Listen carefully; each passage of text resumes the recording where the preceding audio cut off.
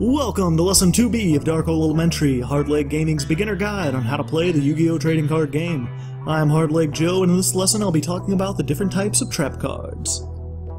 There are only 3 types of trap cards, which are indicated by the symbol, or lack of a symbol, next to the word trap card. The most common type of trap cards are normal traps, which have no symbol. These traps function exactly as described in Lesson 2. First, you must set them. Then, you can activate them at any point after the end of your turn. Once they are activated, you follow the text on the card and then send it to the graveyard.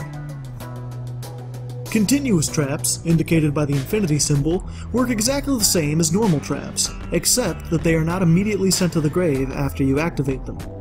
Instead, continuous traps stay on the field until they're destroyed, usually by another card's effect, although some continuous traps destroy themselves under certain conditions.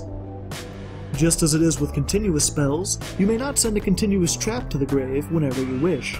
The card will either indicate in its text when it is destroyed, or it will have to be destroyed by another card's effect.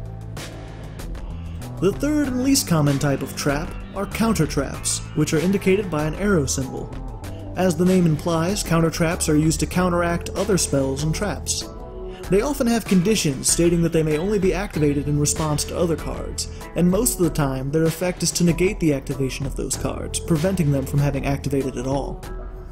Counter traps are also the only cards with a spell speed of 3, which is a concept I'll be covering in Lesson 7, Chains and Spell Speed.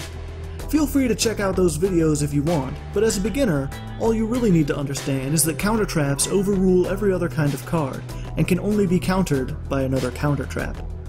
Otherwise, they function the same as regular traps. Follow the instructions on the card, and you should be fine.